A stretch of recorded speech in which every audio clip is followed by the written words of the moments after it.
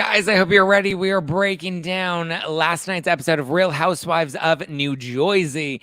There was a lot to talk about. Brothers blocking you on Instagram, wearing your dead father-in-law's PJs. It kind of got weird. And I have the Brav Bros here because they're hopefully going to help me make some sense out of all of this. Oh, hi, it's me, Zack Peter, pop culture junkie, reality TV insider, published author, and host of the No Filter with Zack Peter podcast.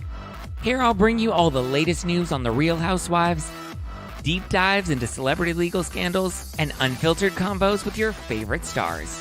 I've got you covered. And yes, I always keep receipts. So be sure to hit that like button and subscribe for all the latest tea. Now, let's dive in. In we shall. Here to help me out this morning are Steele and Shooter from the Brav Bros. What's up, everybody? How are you guys? Good. I'm good. I've been sick for what the hell happened last night. Yeah, I've been sick for 5 days. Last night I didn't enjoy that episode very much. I'm agitated. I love it. Agitated, very much like Teresa was getting last night. Mm-hmm. She was on a good one. Guys, just a reminder, we are going to be live in person, IRL, off the internet, and IRL at City Winery in Philly on April 27th. Get your tickets right now. They are selling fast. So go to nofilterlive.com. That's nofilterlive.com and get your tickets to see me, Steele, Shooter, and some of our friends live in person for a very fun No Filter night out. City Winery, April 27th. Get your tickets now. All right, guys, what would you rate last night's episode? I would say maybe like an 8.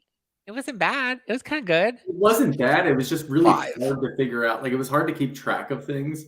You give it a 5? That's a 5. It's a fucking 5 because yes, look, if I have to do this again with Joe and Teresa and Melissa, I don't give a shit.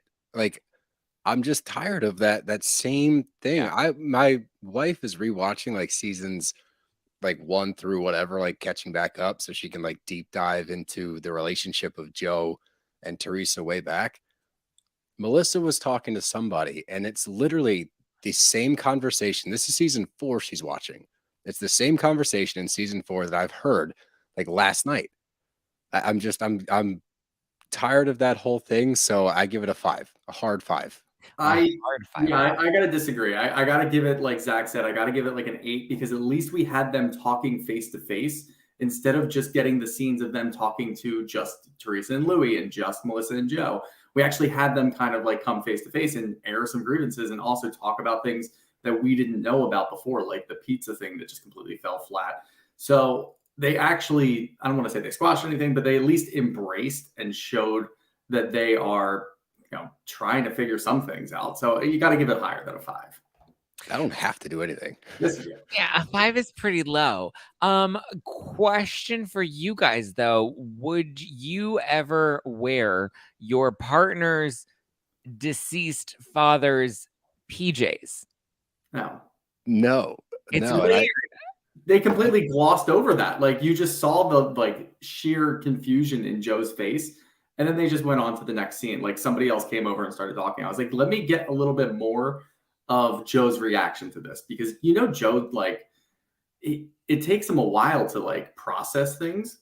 And he just sat there with this dumb look on his face. Like, what just happened?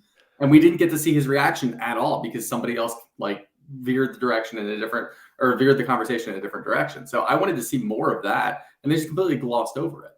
Yeah, and people online were saying like, "Oh, it's different. They were new pajamas. They weren't like his used pajamas. It was like an I don't know. Weird. 2, it's exactly. Regardless of the status, whether new or old or otherwise, like it's just a weird thing to do. Period. It's a much weirder thing to then talk about later. Like if you do that, keep it to yourself. Don't tell people. Yeah, some things we can keep to ourselves and like be totally cool, never revealing.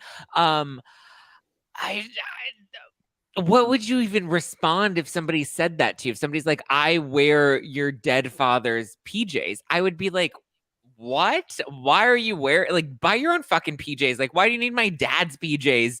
And like, that should not make anybody feel safer around you. No, it'd make me feel actually less safe because I'd be like, wow, Yeah, this guy's gonna murder me in my sleep. Yeah, creepy. absolutely.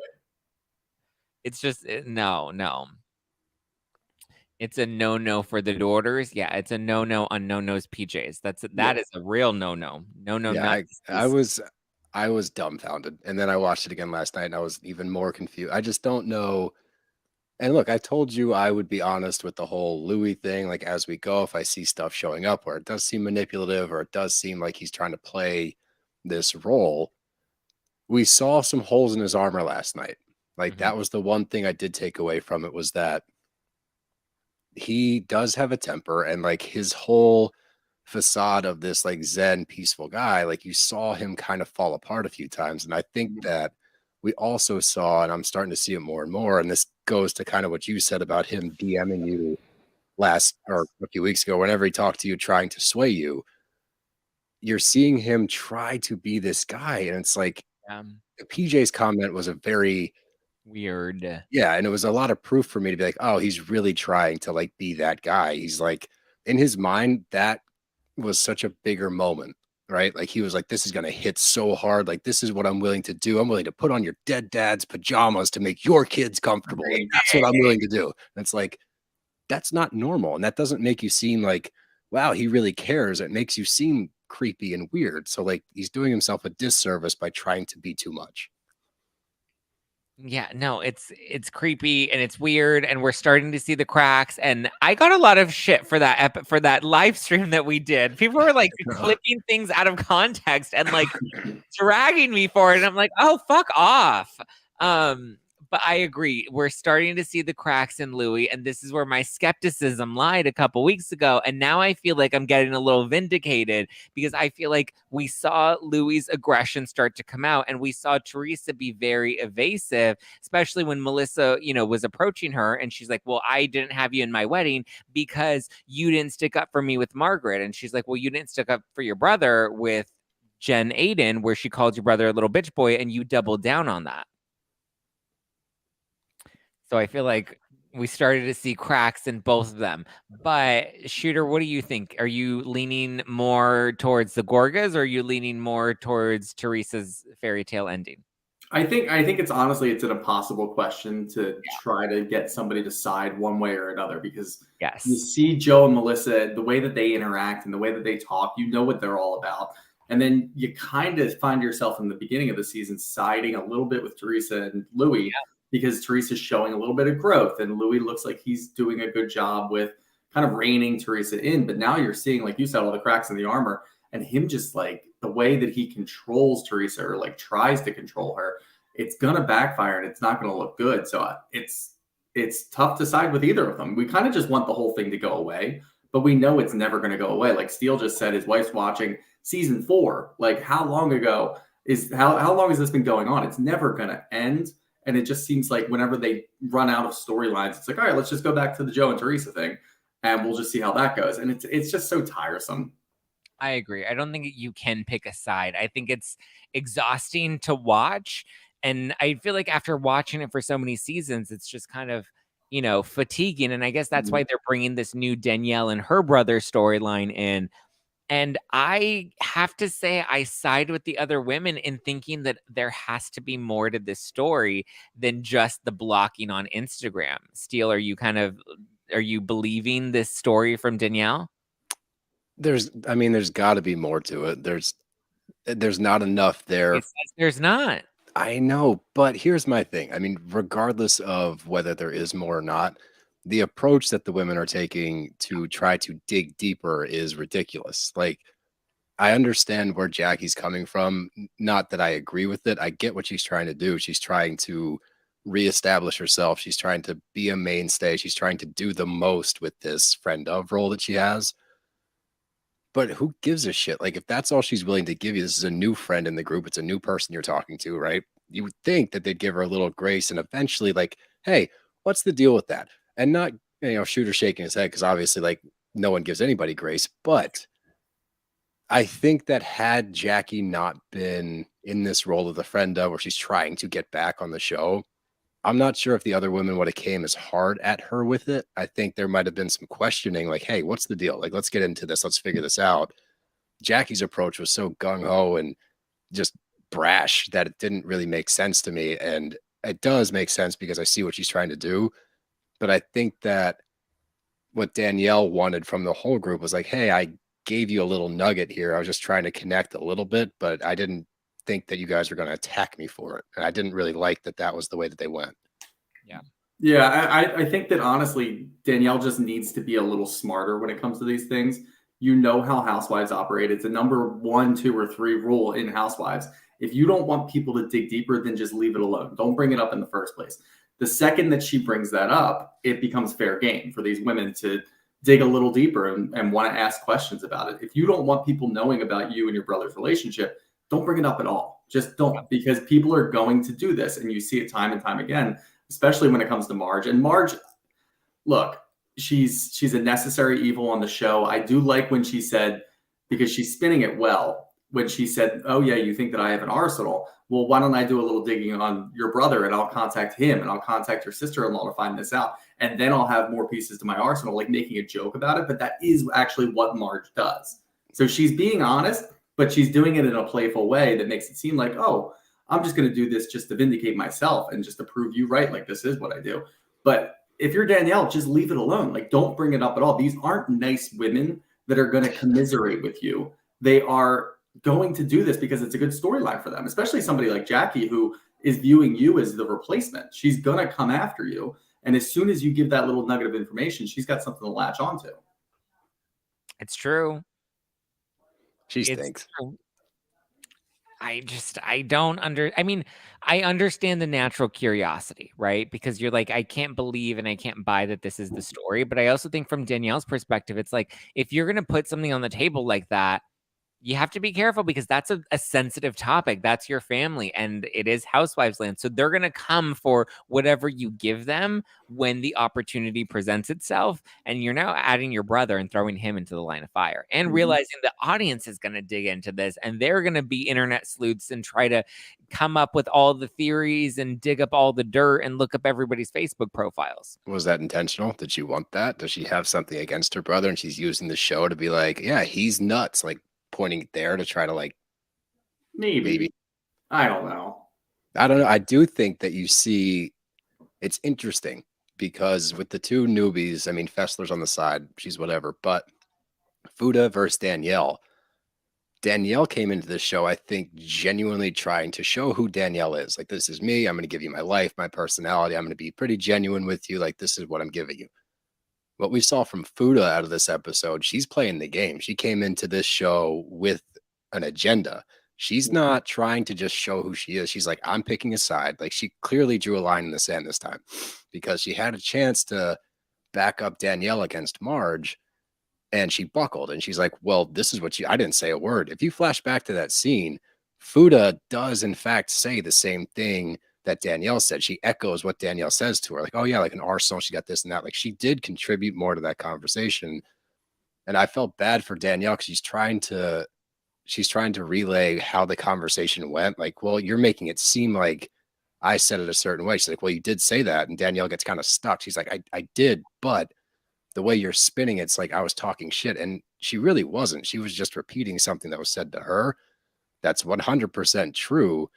But then you see Marge like start to spin her little shit fit that she always does. And she gets like animated and louder and she starts getting pissed off. She's like, that's just high school. That's so high school. And I graduated. Like, shut the fuck up. 1, 2, Fuda. Like, this is your girl. You guys need to team up because you're the newbies and you just threw her under the bus. And then afterwards, like, are we cool? It's like, no, bitch. Like, we ain't cool. Like, you just fucked me over. And now you want me to be like on your team? No, your team Marge. Lines in the sand. Got it. Now we're going to see Danny go to the other side. So now we have factions forming and we love factions.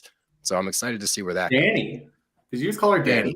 Yeah, she's Danny. Okay. We're tight. You know why? Honestly, it's because in my notes, I don't write full names. I just write Danny. I write Danny and Fuda.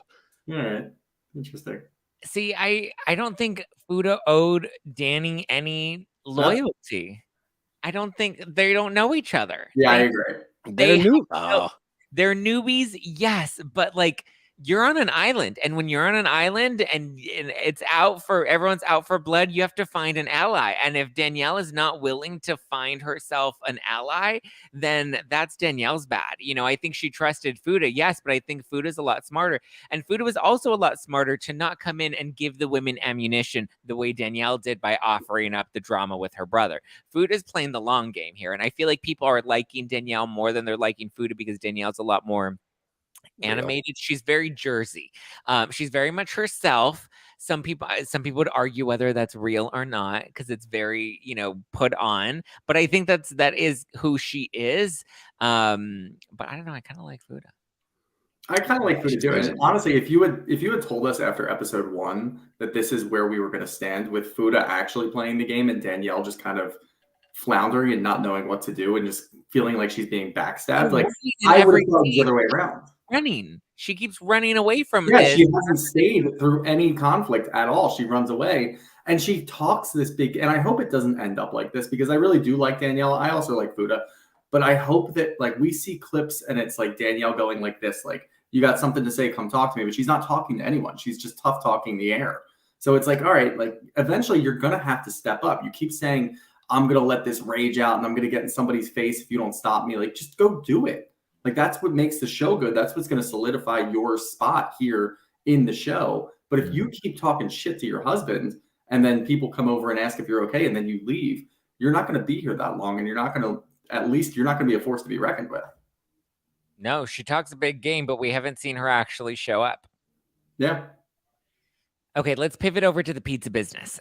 So it's now been revealed that this is the real issue between Joe Gorga and Luis. And it's kind of complicated, and I don't really know where I stand on it, to be honest with you.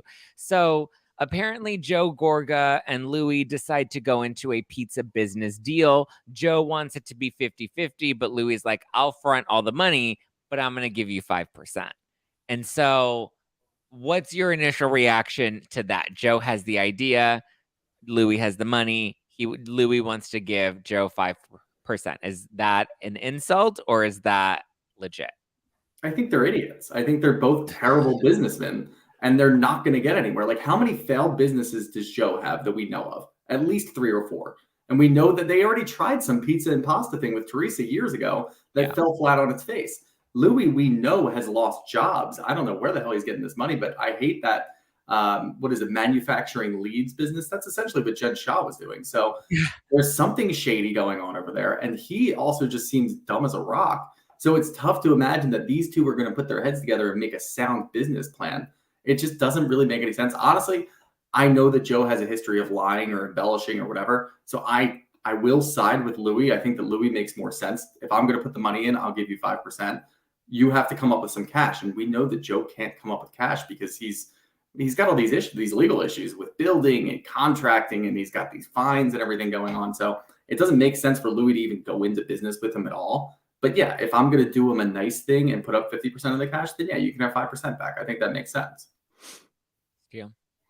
The way that I saw the whole thing, I'm with Shooter. I'm team Luis on this one. The whole thing from Joe's perspective didn't make any sense to me. Like, the one counterpoint I'll say is the company that Luis was part of is like a top 15 company in the world for whatever they did. So whatever money, I don't know what he got from that, but I would imagine it was fairly lucrative for the time he was at the company as far as what he still has. I know, but he still made whatever he made with the company. So I think he does have the funds, and if Teresa helped him out, maybe, I don't know the ins and outs of it, but from a straight up business plan part of it, if you're going to front the money, if you're 250K in and Joe's in 0, I think 5% is a fair amount. I think that's a reasonable amount for an investor that is part of, but not on the hook for anything. And if Joe's like, if he'd asked me, like, I have the money, it's like, well, then put the money up. Like, that's the easiest way to do this, is if push comes to shove at the end and you're like, wait, you want to give me 5%? Well, hold on, let me give you 125K. So we're 50-50. You can't be a 50-50 partner without putting up money, period. That's just how it works. If you don't have capital in it, you don't get a bigger stake. That's just business plans. So I think that it's pretty obvious where it fell apart just as far as that goes. I think Joe's story is bullshit. I don't believe any of it. I think he's floundering, trying to figure out a way to make it look good for him. I think he fucked this up. as far as the branding, like there's no way this whole entire venture fell apart because it was renamed Skinny Pizza or the box was different. Like that's a resolvable issue. That's not something you fold over $250,000 for. So it doesn't track. There's not enough info. Yeah. Yeah, something about it isn't adding up. And if you don't have skin in the game, then it's like you have nothing to lose. And that's where I understand Louis' perspective is it's like he's putting all the money in. He has the most to lose. If the business goes under, he loses that money. What does Joe lose? Literally nothing. Pride? Nothing. Nothing. He has no pride. Yeah. His pride's long gone. But people also forget that look at Vanderpump Rules. Lisa Vanderpump, when she opened up Tom Tom, she gave the Toms 5%, and it's called Tom Tom, and it's a their standard. face, Yeah. But she was the one with the expertise. She's the one with the background, and she's the one with the money that was fronting the bill. So, and also, in order for them to even get their 5%, they each had to put down 50 grand in order to get 5%. It looks like, I mean, Joe says that he was willing to put down the money, but I also feel like there was a big expectation that he was going to be getting more because it was his concept. And listen, that's great. If it's your concept, cool. But like then you have to treat it a little different. And maybe you have to treat it like Louis is an investor. And if he's an investor, then is he going to be a hands-on investor or is he going to be a silent investor? And what do those terms look like? And then in that case, then Joe has to actually put together a proposal, a business plan, something, and I feel like this was a Mickey Mouse handshake sort of deal. And I don't think they should. I just don't think you should go into business with family because things can very quickly muddy the waters unless you have all your I's dotted and your T's crossed. Especially with this family. Like this is how you're going to try to resolve your issues is starting a business together. Like, no. They have too much history and too much conflict to think that this was a good idea. And this is where Louis, if he really is as, good of a guy as he likes to claim that he is, this is where he would have been in and been like, maybe this isn't the best idea. Like maybe you guys go to therapy. Maybe we try to work some things out. Maybe we get an attorney and draft up some paperwork and see where we stand with things before jumping all in. But he did eat $250,000. Like not for nothing. How? We never got a detailed explanation of how he lost that money. Yeah. Where did the money go? It went to buying boxes. It went to a photo shoot. Boxes and a photo shoot don't cost $250,000. That's where I have a question. Pizza ovens were part of it. Pizza ovens are expensive as shit. I do know that. They're not $250,000, but they are, anywhere from $5,000 to $15,000 for a good pizza oven. I don't know if they invested in those. Sell them on OfferUp. I'm trying to put it together too. The $250K it's so much money, and like. But if whatever the investment was, he did eat the investment. If it comes out, it was less. I mean, because he could have taken the whole thing and just kept going with it to his credit. Like if he liked the business idea, he could have just been like, fuck you, Joe. Like here, it's mine now. So at least he didn't do that. He could have run with it. And regardless, it's a write-off on his taxes. Like he's not really losing anything at the end of the day. I mean, yes, it is some cash, but that's what he'll save at the end of the year. Yeah, I don't know. There's a lot of questions that I have about that whole situation. And the fact that neither of them wanted to talk about it and neither of them wanted to bring it up on camera until now when it had to be brought up on camera also makes me have questions. Like, why did both parties, if they have ammunition on the other, they're going to throw it on the table the first chance that they get. Teresa's not going to hide anything to protect her brother. When has she ever protected Joe and Melissa? Good point. So there's a lot more to the story that we're not getting. I see both sides. I see the hurt on both sides, but I also think that both sides are responsible for why it fell apart. Yeah. Do you guys think that Melissa has daddy issues like Teresa said? Yes. Yeah, definitely. Yes, I do very much. Was it the right thing to say out loud? Because the other women, Jackie was very offended by that. And even though she didn't even say anything, Teresa, this is how you know, as much as people don't like Jackie, this is how you know she gets under Teresa's skin and still has Teresa rattled, because Teresa's reaction to Jackie's facial expression, she went so hard at her. And Jackie's like, I didn't even say anything yet.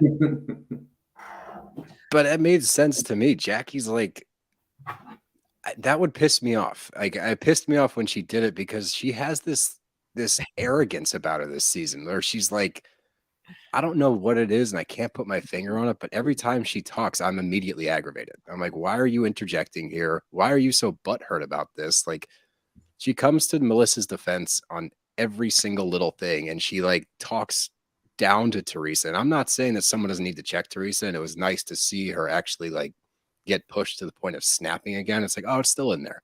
Like Teresa's still in there somewhere. She's been playing this other role for the whole season, but like that outburst at Jackie, I was like, ah, there you are. Like, good to see you again. But I think that that was warranted. It's like, Jackie, just butt out. I don't know why you feel the need to jump into all this shit. I get you're clawing at another season. You're clawing at becoming a full-time housewife again. But she has yet to come into an argument and land for me. I don't think anything she's done, I've been like, ooh, she got her. I think more so it's like she's doing too much. She's trying too hard and it's not landing. I just don't like her interjections. Yeah, it seems desperate. Mhm. It does. Mallory says, I was happy that Jackie scoffed at Teresa's daddy issues dig because it was a really effed up comment by Teresa. Was it? Okay, maybe she does have daddy issues, but was the comment in poor taste?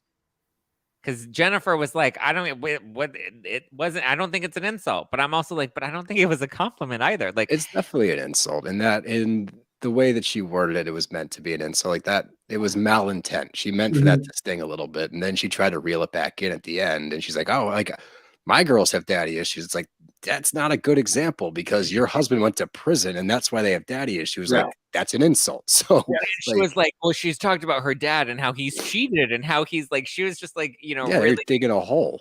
laying into that. It wasn't the best comment. I mean, I think everybody has daddy issues to some extent or mommy issues to some extent. Like your parents are always going to fuck you up in some way. So the whole daddy issues, mommy issues thing to me is kind of dumb because I feel like everybody has some sort of internalized, you know, shit that their parents gave them that they need to work through. And that's just life. But I do think the dead dad thing was a little like her dad's dead. Like the daddy Yeah, issues it does. is done a little too hard. It was poor taste. It was definitely poor taste, but that was intentional. I mean, she knows what she's doing. She does. And so the episode basically ends with Joe and Melissa going off. They're done with Teresa. They're done having this conversation. Margaret seems to interject at some point and try to like have a conversation with Teresa. It didn't seem to me like Teresa was receptive to anything that was going on there. No, I don't think Teresa's going to be receptive to anyone at this point. I mean, you even see like her last line of defense, which is Louis. He's the one who's trying to control her and do things, and she's kind of losing it over there. So now that I feel like what we're seeing is Louis kind of show his true colors, I think the real Teresa is going to come out because he was holding her back. He was the one who was making sure that she was saying the right things at the right times. But now he's clearly taking the other side. I mean, he's shooing her away because he's sitting down talking to Melissa. And why we don't have cameras over there in the first place when Louis and Melissa are talking, I want to know what they're talking about in private. Why is no one over there? Instead, we're watching Teresa and Jen just talk shit about whatever the hell's going on. Like, I want to see that little conversation that's going on there. Louis shooing her away. You see Teresa start to unravel. And I think over the next couple of episodes, if this continues, we're going to see the real Teresa, and she's coming right back at it. And the real Louis. Yes. And I thought it was weird that when Louis was talking to Melissa, he's like, hold my hand, hold my hand. And you can tell she's even a little uncomfortable with that. And she like gave him her hand, but then like very quickly took it back. I just thought like there's some cracks in Louis, and Margaret doesn't even have to expose it this time. And I think she was flawed in her approach last season because she went at it hard. But I think now we're seeing you don't even need to expose Louis because he's going to expose himself. Yeah. And I think, like to add more ammo to that argument, the video he makes with who was it, with Danny's husband, and who was the other one?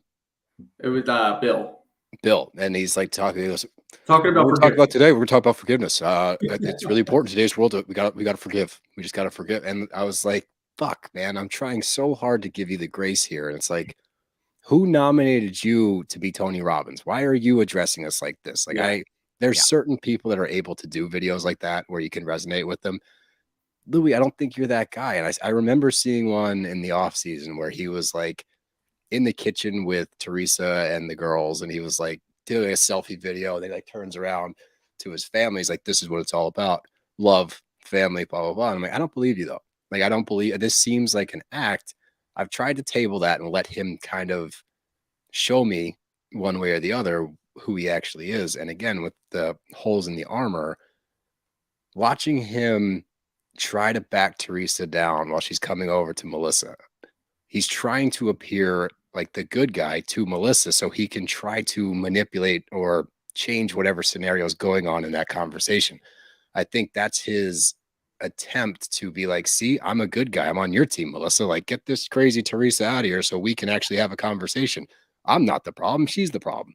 And what that does is it puts Teresa in this shitty spot. You saw it last week where he's like, I'm going to invite your or Melissa's mom. I'm just going to go do it. It's like, well, you're undermining her in front of the whole party by inviting Melissa's parents. So he's going to dig his own grave. I just think that we need to either let him, or what I'm afraid of is that we're going to get too caught up with like the margin Teresa of it. And we're not going to allow, I want to really focus on Louis and Teresa. I just want to like put cameras on them and let them go and see what we get. Like, let's dive into these two idiots. You want to watch a show with just Louis and Teresa? Only to like let them reveal themselves. Are they actually changing? Is this a big game? After like 2 or 3 episodes, it would lose its charm, and then it would just be intolerable. I don't think it would be charming ever. Like, I'm not rooting for that show. It will for as long as they can stay in character. Because if you think about it, what we get from them is they try to play up this happy, perfect couple. And now we're starting to see the cracks in both of them and in their relationship, that I think if they get their own spinoff, eventually we will see that their relationship is not as great and as perfect as they want us to believe it is. I think we're already seeing that. Yeah, we're seeing holes in it for sure. Yeah. Hold on, Brian. This is my thing. This is where I get caught up in this whole shenanigans, is that it's over the top. It's clearly him trying to control the situation, but he is able to rein in Teresa, and Teresa does need that from her spouse. So that's where I get hung up, because it's too much. It does seem manipulative, but someone needs to check her in those moments, because she is not letting the other person talk. When he's saying that, like, he's right. Like, you're listening, you're not listening, you're not listening, you're not listening. I agree with that. And someone needs to tell her that. So I get stuck in this like rock and a hard place of, yeah, it's manipulative and it's fucked up and he's weird, but Teresa, shut up so like somebody else can talk. He's not wrong. I mean, yeah. I don't know. They have a weird toxic relationship. Yeah, and I don't think Louis understands that Joe and Melissa need this storyline to stay relevant. So they're not going to squash anything. So Louis can sit down and talk until he's blue in the face with Melissa or Joe. They will never budge. They will always just keep saying, like, Teresa's going to go back to how she was. It's never going to work, blah, blah, blah. Because they can keep saying that, because we know as viewers, like, yeah, Teresa hasn't ever shown any sort of compassion or any ability to kind of squash this in the past. So yeah, we understand she's probably never going to go back. But Louis is just going to keep going and going and going. And the whole thing just needs to go away. I don't need them to resolve it, because they're not going to resolve it to a point that we're actually satisfied. Just make it go away. Just focus on other things. There's enough storylines, especially with the new people, that we can do that. And then let wedding. Yeah, like let Teresa and Marge do battle with their little minions across the field and like go back and forth. That is way more fun than watching this whole thing unfold, because you know what's going to happen is Joe and Melissa are going to be on the outside looking in, and then we're going to start looking at it like we don't need them anymore, so they can go. Yeah, I agree. We'll have to wait and see what happens next week. Steel Shooter, thank you guys for recapping Joyzy with me. Always. Happy to help. Guys, go give Shooter a follow. Go give Steel a follow. Go listen to the Brav Bros podcast and get your tickets to our live show April 27th in Philly. April 27th in Philadelphia at City Winery. Go to nofilterlive.com. VIPs are going to be leaving with some swag. We got some gift bags. We're going to be doing a meet and greet before the show. I believe VIP packages are like selling fast. So you're going to want to go to like today to go and order them. And we will see you on April 27th. We'll be here every Wednesday until then, but we'll see you on April 27th. So get your tickets at nofilterlive.com. I'm excited to be live and in person with you guys. Yeah, I can't wait. I checked the the ticket thing like all the time. Like I count up the seats. I'm like, all right, we're cruising. And like the past week, they've to whoever's in here right now, they really are selling fast. So if you want tickets, make sure you go and get them and come hang out with us. I'm pumped. I can't wait. Yes, I'm excited. I can't wait either. All right. Thanks, guys. Thanks, Steele. Thanks, Shooter. I will chat with you again next Wednesday. Sounds Can't wait. good. See you guys. Bye, guys.